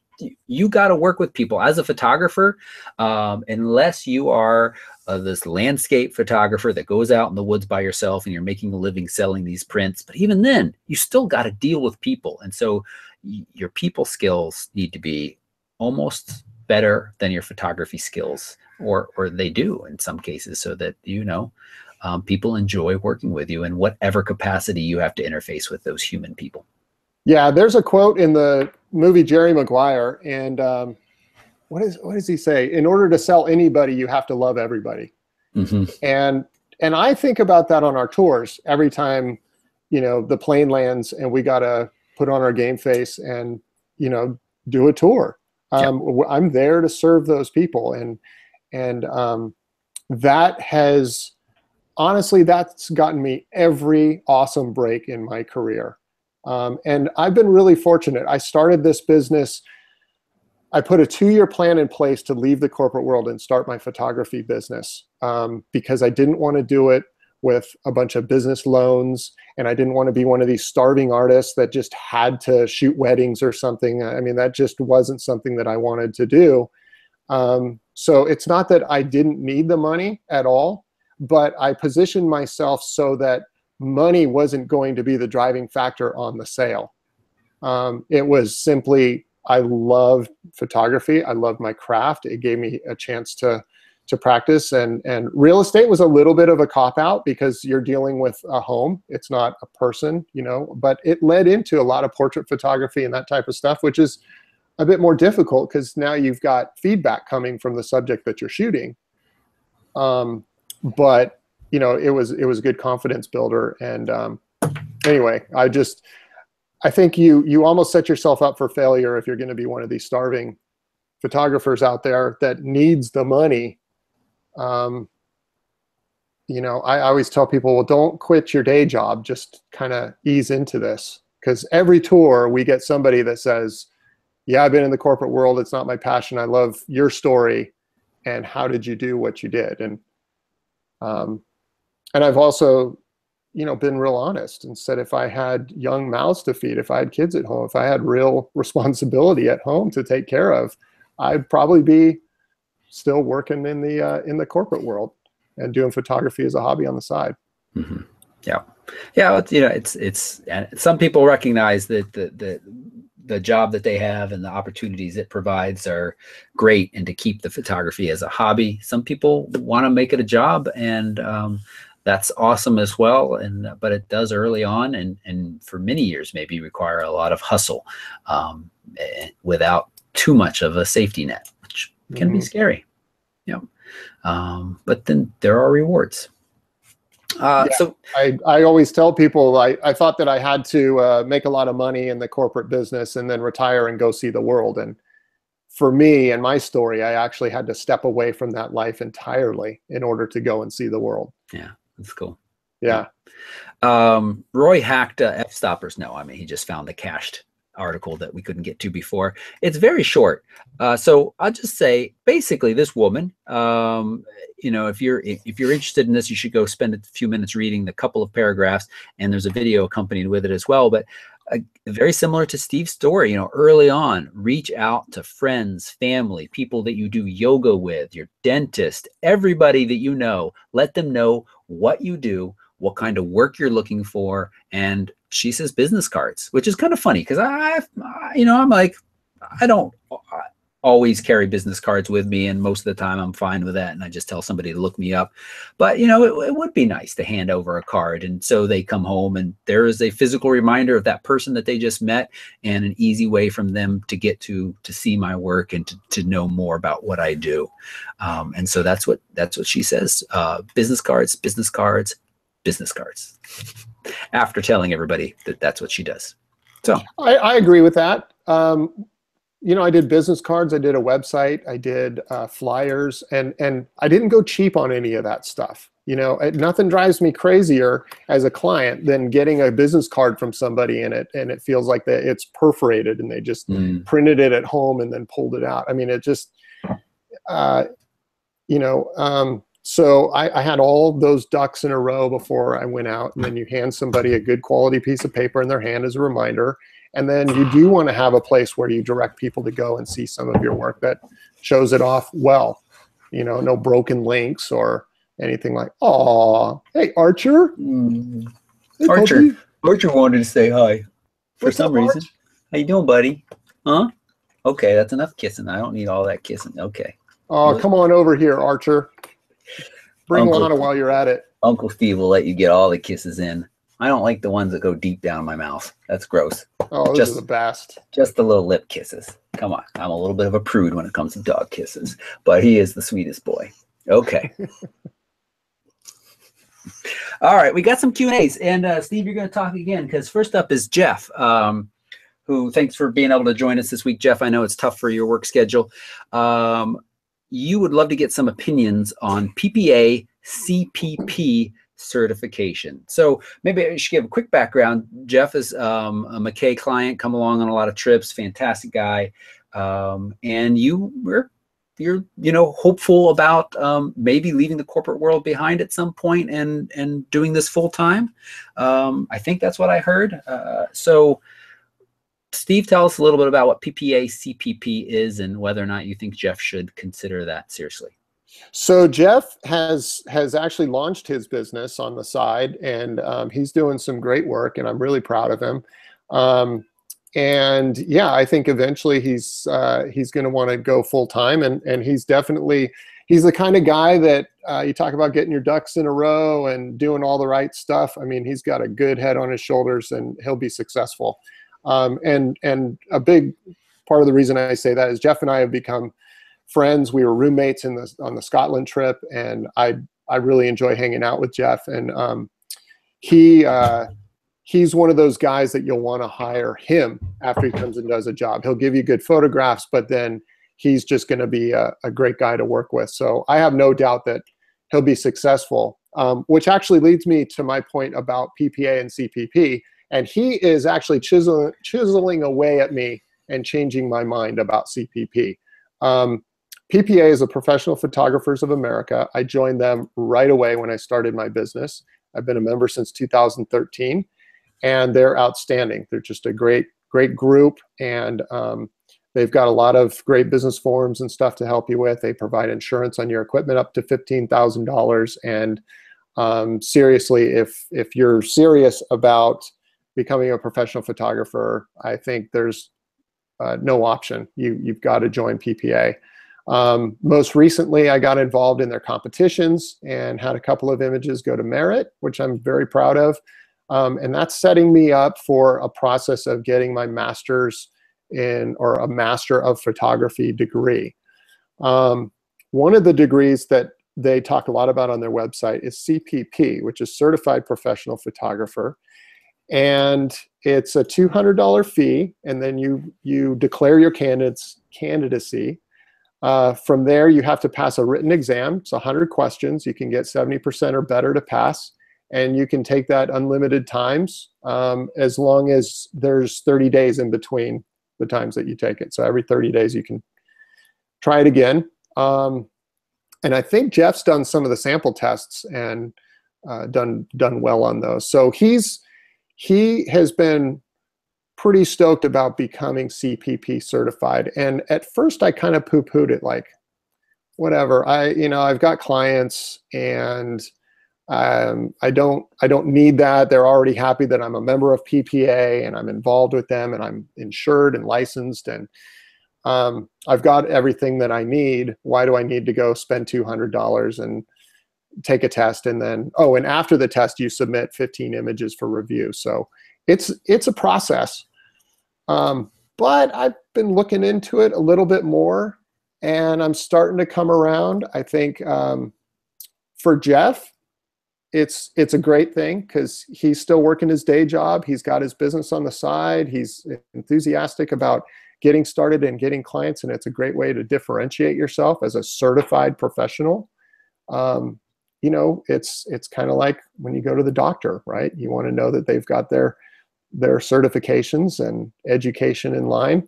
And there's a lot of fly-by-night people that post on social media and then call themselves a professional photographer, and they're out there undercutting a lot of the people that are really making a living at this. And so anyway, I don't have a strong opinion one way or the other, but I think it's definitely an excellent feather in your cap.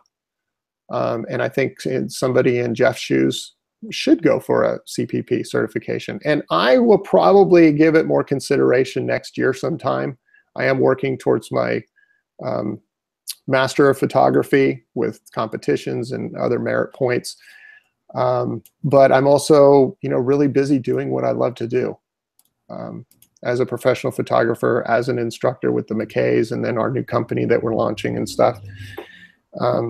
So, if I was still out there shooting real estate and struggling to get clients, and I would definitely get that certification. I'm not going to completely disagree with you, but or I'm not going to disagree with you at all. But I'll just say, from my experience working with Christina in the wedding industry, nobody ever did ask, and nobody ever seemed interested in if there was any kind of certification. They judged you on your body of work and past recommendations.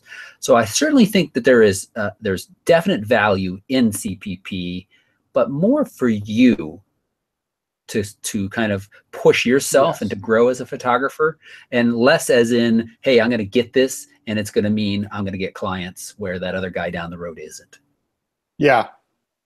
I think that's, and there's as you say, there's tons of these fly by night, super cheap guys always are going to be. And the way I think you differentiate yourself from them is to provide a good body of work and have this kind of word of mouth / referral system because of how you are as a human being interacting with them, as basically going back to what Steve said in the last little segment.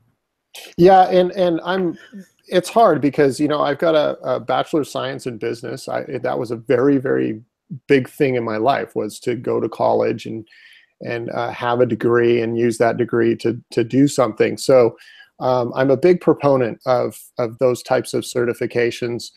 But at the same time, it's kind of like with photography. The thing that I love most about it is also the thing that I hate most about it.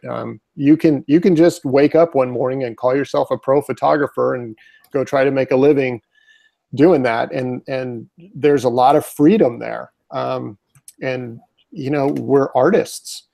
And that's one of the things that I love. But what I hate is that you can wake up in the morning and go call yourself a professional photographer and just be, I've also known a lot of people that have gotten professional photography degrees, like gone to the Brooks Institute and those types of places. They've spent a lot of money and a lot of time totally nerding out on this stuff. And I don't mean for that to take away. I just mean that you're a classroom photographer for a long time, and then you come out and you don't really put it to use because you think that these jobs are below you and you know more than somebody else. And then you got these guys that just woke up one day, kind of like me, and just decided I'm going to take this hobby to the next level and hit the streets and try to build up rapport and clientele. And, we could compare paychecks at the end of the year. And if you're judging success by a paycheck, I was far more successful. But, so it's kind of each their own. Yeah. But I agree with you. Nobody ever asked me for certification. That's the reason why I never really looked into it. But Jeff's changing my mind. I'm starting to research it a little bit more. Yeah. Trelina asked a great question. Is this a one and done certification, or do you have to renew? It looks like so you're valid from 3 years. From 3 years from your designation date, you'll need to recertify, but it's not. You don't have to do the whole thing over again. You just have to acquire 15 continuing educational units during that period of time. What are some of the different things you can do to earn those units, Steve? Well, it's a $100 fee, and then you increase the units. But you can. I think the fee is waived if you attend the Imaging USA show. I think it's Imaging USA. It's the one that's coming up here in Nashville. Yeah, I should. Yeah, okay. I should know that. I've got a couple pieces that are shown there. That's pretty awesome. I don't know if I'll be home to go see them, but anyway, I know if you attend that, you gain credits, and you also are able to get that $100 fee waived.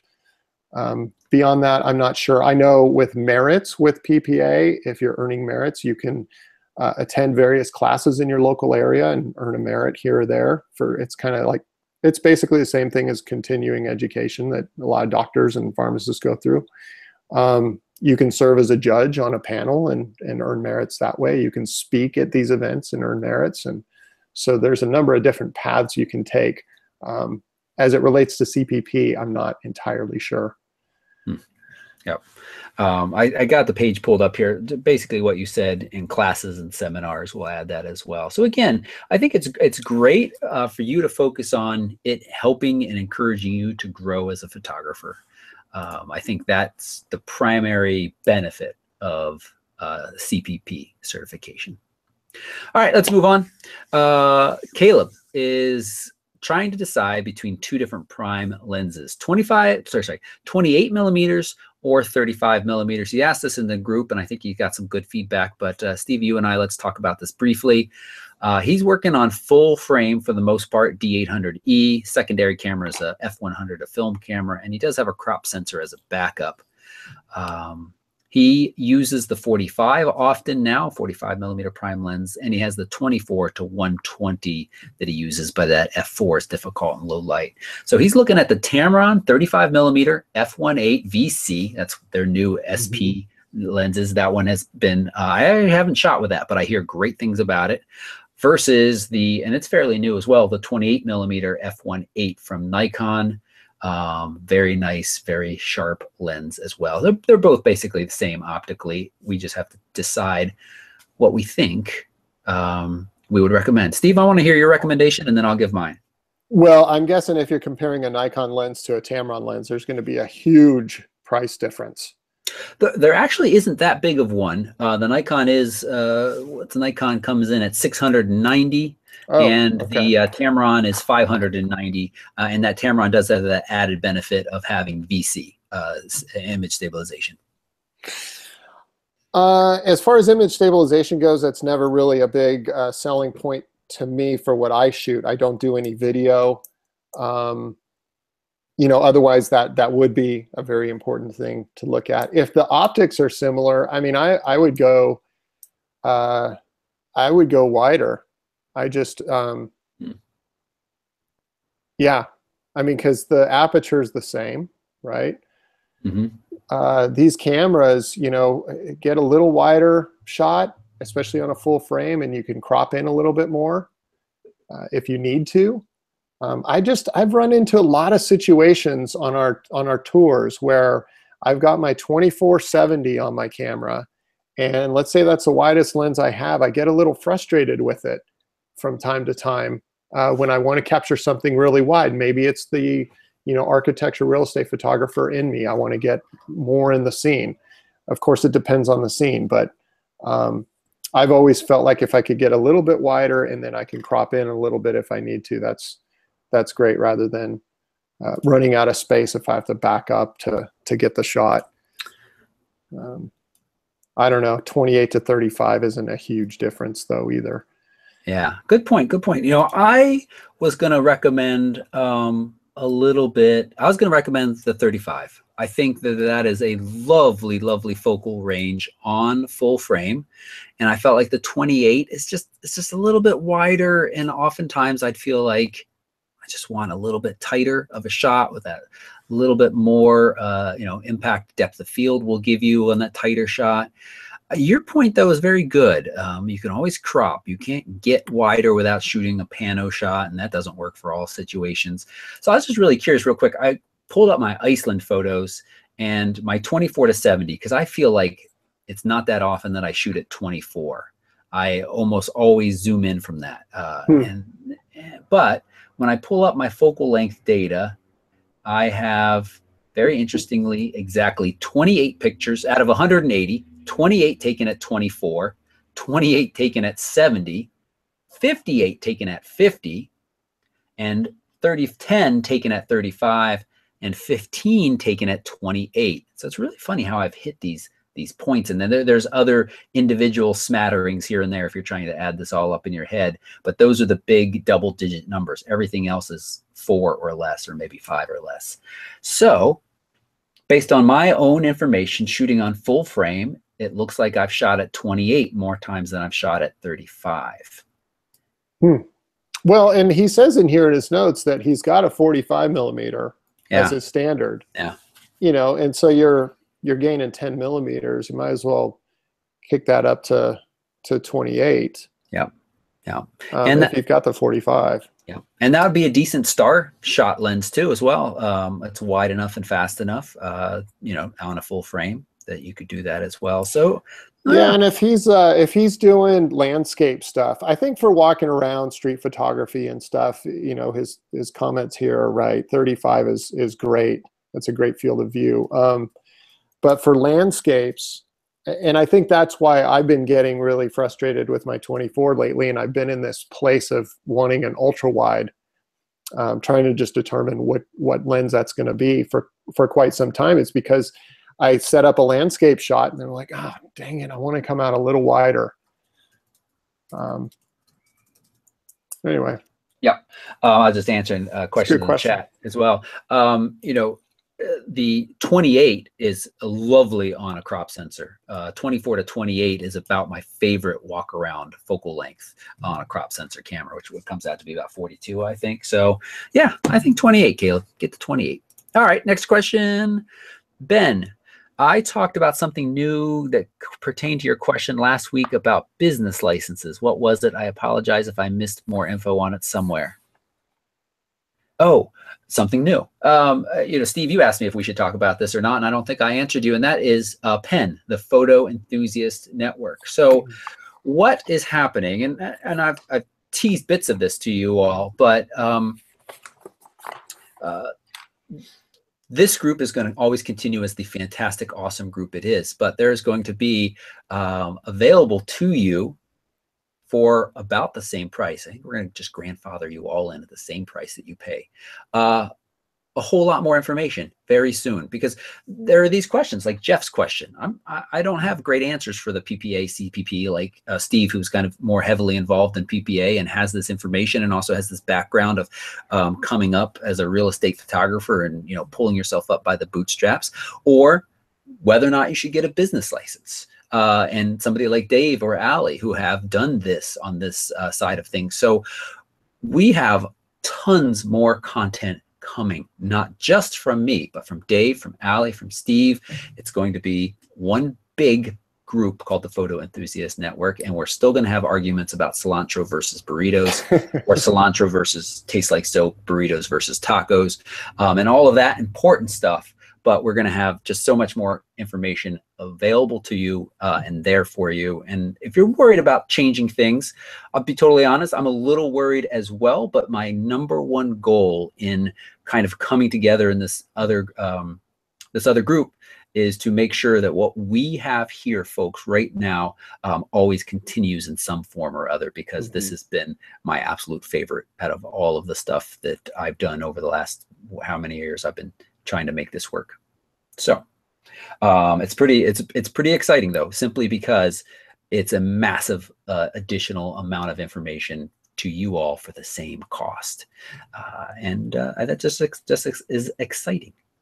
Yeah, we talked. I mean, this was something we didn't even have to talk about. It was kind of just right at the beginning when we discussed putting this company together, was this Patreon group. And okay, well, what are we going to do? Obviously, we just grandfather everybody right into a membership with the Photo Enthusiast Network. And I'm looking forward to doing these shows more frequently with you, Toby, but this is your deal.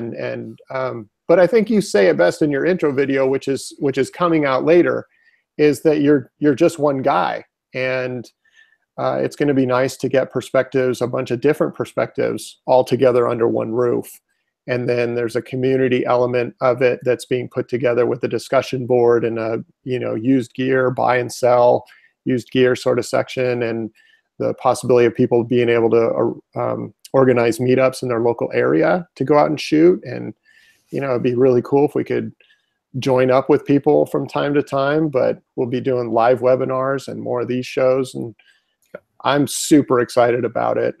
We've just discovered over the last year and a half that the four of us work together extremely well. And beyond that, we've become very, very good friends outside of these tours. We're in touch on a daily basis. And, it's going to be a huge benefit for everybody. It's pretty cool. And so we'll be sharing more concrete information and giving you all sneak peeks. Ursula, you've asked, is the PRTV group ending? No, I'm never going to make that end. But I will have to figure out. I don't want the PRTV group ever to be this like wasteland place, and I also will want and encourage people to be using the new place as well. So we'll figure that all out. But I'm never going to take away the PRTV group from anybody, because that would be rude. And that's one of the huge things that we discussed in forming this company. This is a in addition to sort of company. It's a value add to the tours. The McKay Photography Academy is still going to exist and do tours just like they always have. PRTV is going to still exist, and you're going to do what you've always done. And I'm going to still have Steve Scourge Photography. But this is just in addition to all that, kind of one place where we get to collaborate and be with all you folks. That's right. Yep. And Roy, of course, Roy and Rose will be all coming along as well. It's going to be one big happy family. Yep. Okay. And so we'll be sharing more of that soon. Steve, sorry. But that was just kind of a long-winded explanation about the business license Oh question, yeah, yeah. which I have very little information about this because I'm under Steve Scourge Photography. So, you know, when you use your own name, it's a very simple process in setting your business up. But we do have a lot of information coming on that. So if you can hold on, who was it that asked that question? It's Ben. Ben, if you can hold on for just a little bit longer, we've got some great material coming your way. David is an expert in all things business licenses and liabilities and all that good stuff. So, oh, you know, and I wanted to give one quick shout out back to Caleb. You mentioned before his question that his backup, one of his backup cameras is a film camera. Yep. Thank you for continuing to shoot film. I'm a huge advocate of shooting film. I like to do that as a hobby on the side. So well done, Caleb. Very good. Brendan is worried that you don't know. Oh, Brendan, I spelled his name wrong. Doesn't know how nuts the group is. Steve knows. Steve knows. Okay. To keep this from being too much of a marathon, Kristen says two things. One, she wants you all to know that she loves her local camera store. She mentioned or showed us pictures a while back where she broke the filter on her lens. She let her camera store know that. They said, oh, it's under warranty. Bring it in. I'll get me a new one. She didn't know about the warranty. She'd thrown it away. They gave her a new one anyway. I'll just say, you know, one of my biggest sources of incomes is you all buying from B&H and Amazon through me. Actually, that's not one of my biggest sources. You people are actually one of my biggest single sources of income, but that's a pretty significant part of it. But if you've got a local camera store, I absolutely think you should support them. This Tamron lens that another opportunity to make it go like that again. Oh. It got stiff. God, oh, jeez. I ran into issues with it. I couldn't get it up. If you have a local camera store, Amazon was sold out. B&H couldn't get me a loaner in the time period. I called my local camera store. They had one. I said, put it on hold for me. I hopped on the bus. And how perfect is this? I moved to a place where there is a bus stop literally 50 yards out my door. One single 40-minute bus ride drops me off a half mile from the camera store. It's pretty awesome in downtown Seattle. I'm going to jump on this bandwagon with you for a second because I spent last year a lot of time working part-time at the film counter of Sammy's Camera, and they've got I think 7 or 8 locations on the West Coast. They used to be huge. Anyway, they're kind of a mom and pop sort of place. They've got multiple locations, but we always operate in the local community. And I was in their Santa Barbara store, and I loved my time there. I didn't even need to do the work. I just wanted to be around people that were passionate about photography, and I liked meeting new people, and it was just a blast. So by all means, support your local camera store. When I moved here, that was one of the things I had to give up when I moved to Knoxville, Tennessee, and I was a little worried that I wasn't going to find anything, but I found this store called F32 right down the street from me, and in fact, they did all my prints for the PPA competition. And a lot of these local shops, if you go in, if you're a professional photographer or running a business on the side, as long as you have a business license, I gave them that, and they gave me a pro discount, and I love supporting them. Huge advocate for supporting your local camera store. Yeah. It's just such a nice thing to have local, even as fast as Amazon and B&H shipping is sometimes. Nothing beats local. And again, as helpful as Steve and I are at times, to walk into somebody and be like, why is my camera doing this? Or I need X, and getting help right there in person is really nice. So great. Okay, now let's get to Kristen's question. She currently has the D500 and the D7100, both nice cameras, that D500 especially. She's been wanting to get another camera for 4K video, thinking mirrorless, but my store had a D500 used that was in excellent condition that seemed hard to pass up. It does do 4K video. So I got it to upgrade my second body from the 7100. Wait, does this mean you now have 2 D500s? Oh, I think it does. And you plan on using that primarily for video versus when you're shooting pics on the other and having to flip between photo and video. But now I'm questioning if I truly upgrade off of the 7100. Should I do mirrorless, go full frame, or keep the 500 and have two? My concern on going mirrorless would not be wanting to get new lenses at all. As all I have may not work on those. I could be wrong though. Thoughts, opinions, I can return the used one I just got over this next month. Whew. Okay, so basically, should you go mirrorless for 4K video or something like the Nikon D500, or I'm going to throw this out there, the D850, fine. Steve, I'm not sure if you've got any thoughts on this. You don't spend a whole lot of time in the Nikon world, and you don't spend a whole lot of time shooting video. Yeah, that's true. The only thing that jumped out at me is, you know, two camera bodies. I have a backup camera body. I think everybody should have a backup, but to just toggle between two, I mean, the only time I've done that is in Tanzania when I didn't want to get dust in my sensor, you know, switching lenses out in the Serengeti. But to flip between video and stills on a camera is, in my opinion, so much better than carrying a whole other camera around. Yeah, I agree with that, especially when you have a lot of these cameras, you set a custom mode on the dial that will plop you into the shutter speed you want that's best for the video you're shooting, and things of that sort. So yeah, I'm not crazy about carrying around two D500s. Now, if, again, like Steve said, I know, Kristen, you just got back from an amazing safari. I've been enjoying watching your pictures dribble out on Instagram. In those kind of situations, I think having two. But for your day-to-day general travel and stuff, having two big DSLRs to shoot 4K with, or to shoot, you know, 4K with one of them and pictures of the other, I'm not crazy about it. It seems, as Steve says, a little much. So one option, it's not really better, but trade one of those D500s for a D850. Then you've got a full frame camera that you can use for photos or video. And of course, the D500 you can use for photos or video. And the D850, by all intents and purposes, 4K video looks gorgeous. Now, one thing to say about video from the Nikons on a whole, though, is the autofocus system is not great in video mode. It is not has that nice, smooth, dual pixel autofocus that Canon offers. It is that herky-jerky focus that you watch get focus. If I was using that for video, I would get focus before I started filming, then turn focus off and you know, have manual focus on. So if I had moving subjects coming towards me or away from me, that becomes an issue. And I basically say the Nikons are unusable in those situations because you watch this as a person is moving.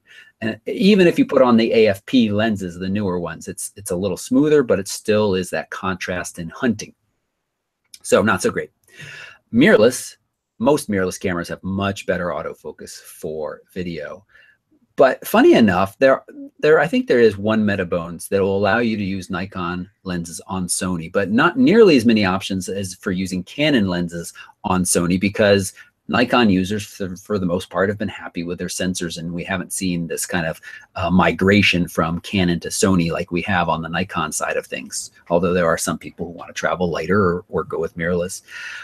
So there's no one great answer that jumps out at me, because one, you probably will end up carrying different lenses if you want a mirrorless and have good video focusing, or two, you're going to end up carrying two Nikons. So I'm not sure which is best. Let's continue this conversation, but I'll just say that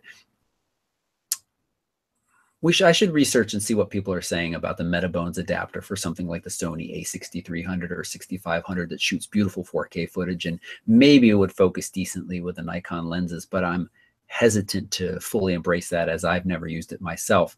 And typically when I use adapted lenses on either my Sony from Canon or my GH5 from Canon, focus is decent, but still kind of noticeable. And when I really want to do smooth focus that changes over the course of the video while I'm recording, then I'll use native lenses, either Sony or the GH5.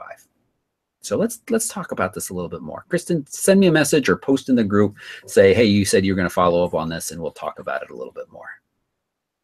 I hope that was somewhat helpful. So, okay. Clear as mud. Clear as mud. Clear as that glacier water Lori accidentally drank someplace. I feel like I should do a separate critique so to give you all time, because we've been going at this for an hour and 50. And whoa, time flies when you're having fun. Time flies when you're having fun.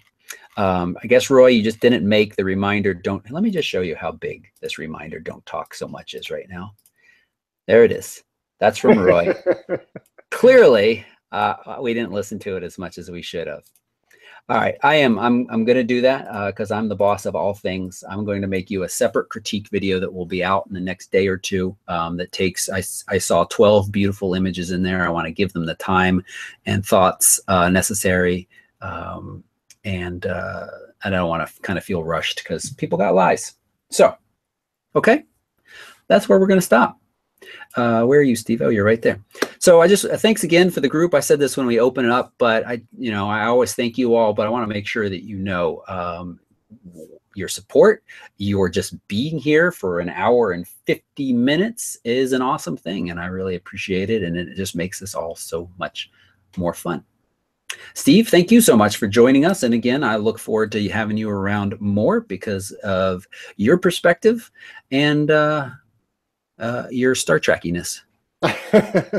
Thanks. I really appreciate it. I love this because I've been following the group on PhotoRec support for so long, and now I feel like it's almost like putting faces with names, but not quite. Yep. Seeing this little chat thing on the side, but hopefully that'll change. We could get some photo meetups and that kind of stuff going on. So that would be great. Yep. Thanks for having me. Really appreciate it. You bet. All right, folks. I'll see you all next week, same time. Continuing our massive uninterrupted run of Wednesday photo mishmashes, which there's an end date in the not too distant future because of travel, but not next week. Thanks so much, everybody. Bye-bye. See ya.